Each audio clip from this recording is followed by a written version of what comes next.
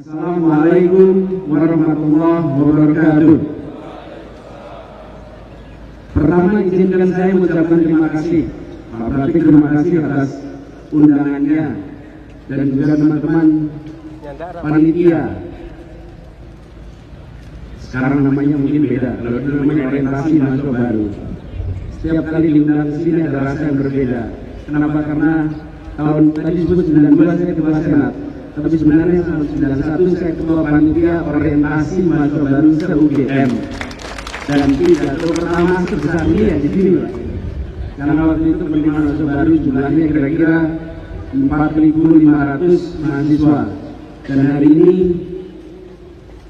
kita semua berkumpul lebih dari 9.000 mahasiswa baru Universitas Gadjah Mada. Sebuah kebahagiaan tersendiri, apalagi saya secara pribadi punya kenangan khusus Pak terhadap lapangan ini, Pak. Ini lapangan waktu masih kecil main sepak bola di sini. Adik-adik semua, para dosen, saya mohon izin dulu nih buat guru-guru saya yang praktikan ekonomi juga, ini dosen saya Pak Mihana. Mohon izin Pak, muridnya mau bicara sebentar Pak.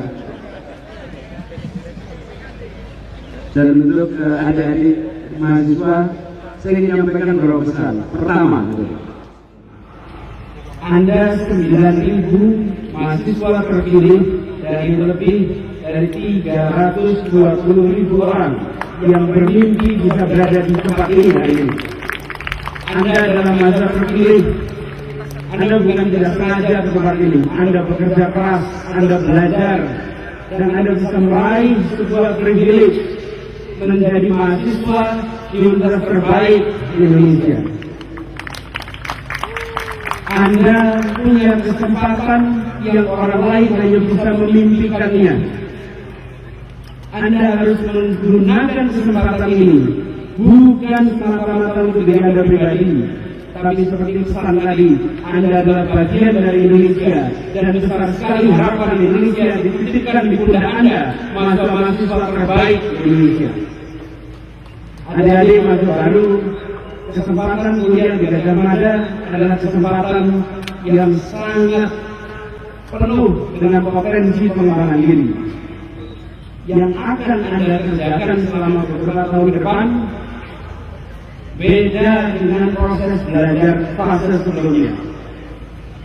Yang akan Anda kerjakan memiliki dampak amat panjang bagi perjalanan hidup Anda.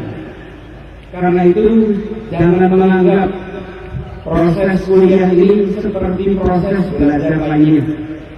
Yang pertama, Anda kuliah di Universitas Gadjah Mada. Universitas ini adalah universitas berjuang, universitas yang didirikan dari perjuangan kemerdekaan Indonesia. Para pendiri universitas ini adalah orang-orang yang betul-betul mendedikasikan dirinya untuk pengembangan ilmu, untuk memajukan bangsa, dan mereka memilih untuk bersulit-sulit di masanya. Sekarang kampus kita sudah sangat besar, tapi kalau Anda baca sejarahnya, Universitas Gadjah Mada dimulai dari tempat yang sederhana, dedikasi para guru, para dosen yang luar biasa besar.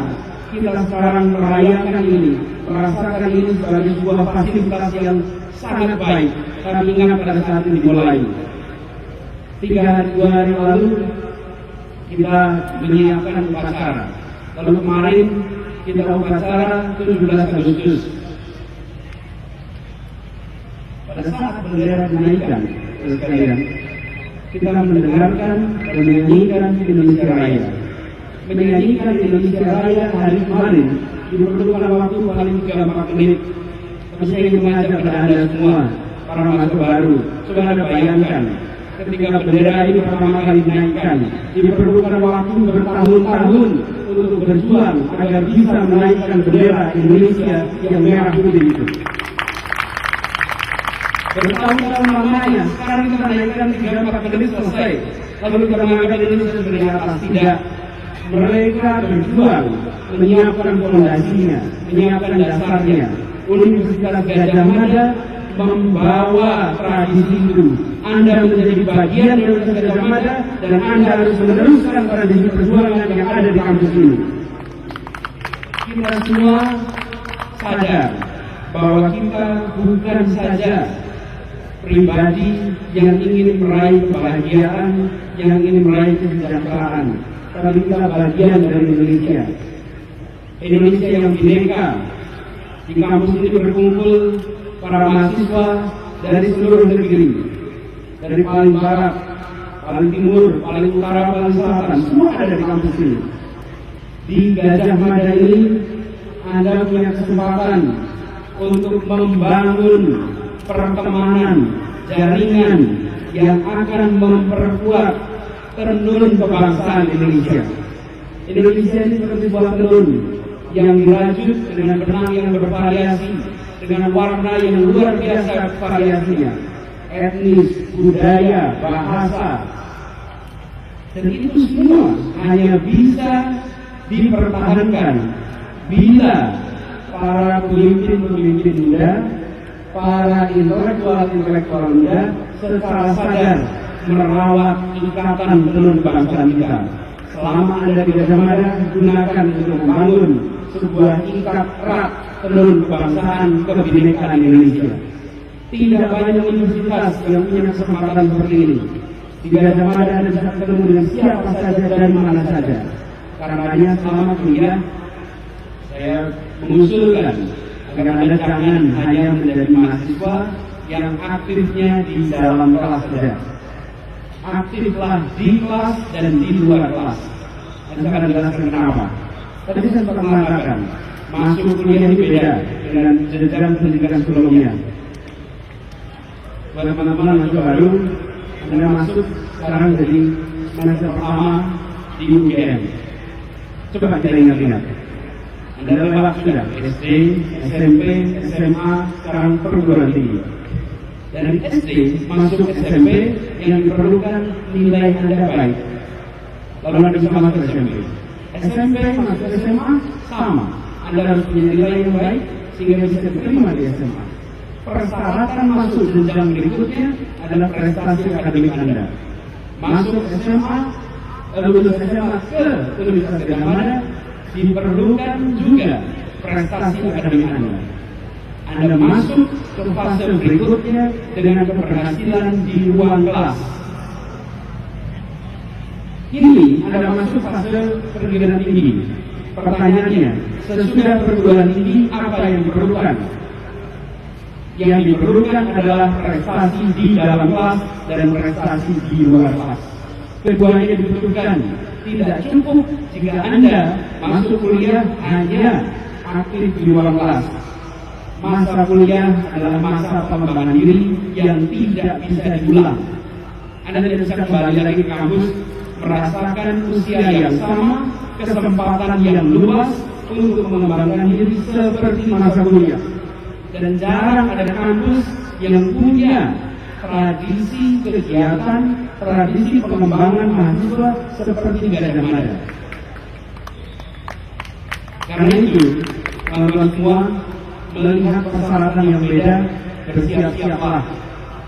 Anda harus menjadi mahasiswa yang benar-benar seperti tema hari ini, cerdas, inspiratif, bersahaja.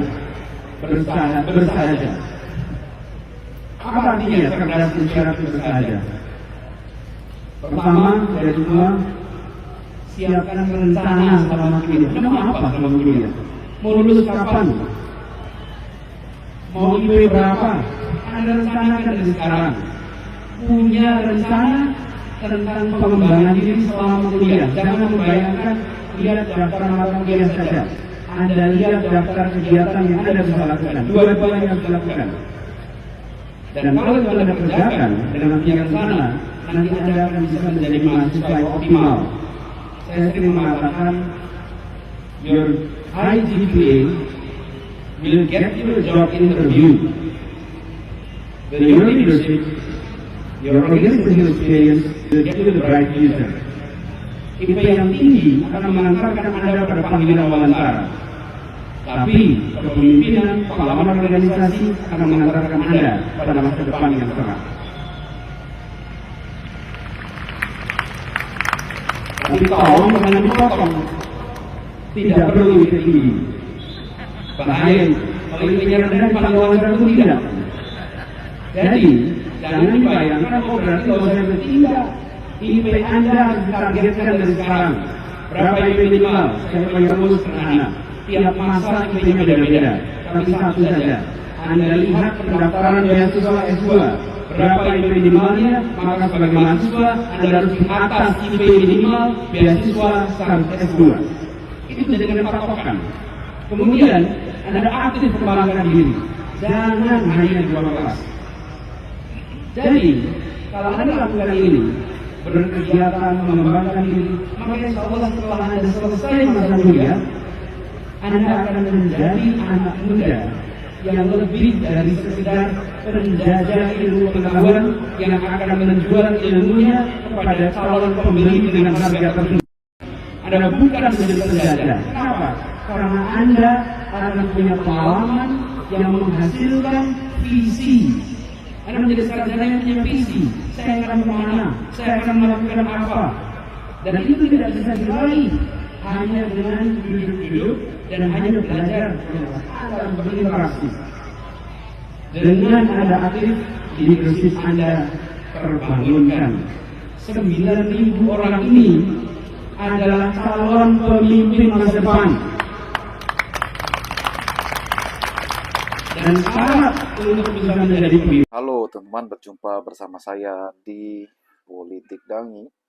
Teman-teman, kalau kita melihat bagaimana pidato lawas Anies Baswedan ya, sungguh luar biasa. Ternyata Anies Baswedan itu sudah lama berkecimpung di dunia politik.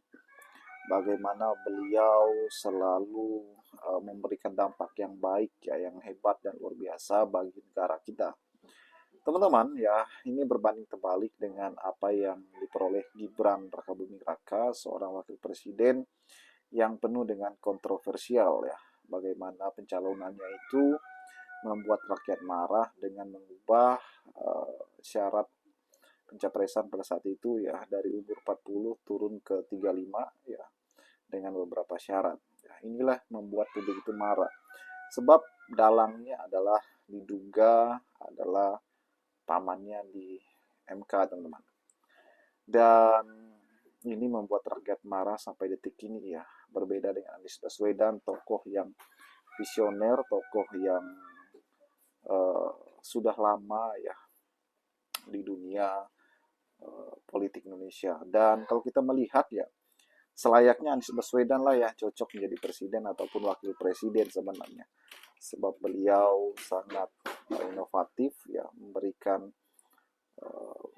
kemajuan ya di dunia pendidikan ya. Waktu beliau menjadi menteri pun beliau adalah penggagas kurikulum ke-13 ya, dan prestasi-prestasinya pun di dunia birokrasi waktu menjadi gubernur Jakarta itu sangat hebat, teman-teman ya. Pengalaman beliau di birokrasi, pemerintahan, di sosial itu sangat banyak sekali ya, ketimbang wakil presiden kita sekarang ini, Gibran Rakabuming, yang selalu menjadi buah bibir di masyarakat. Bagaimana menurut kalian?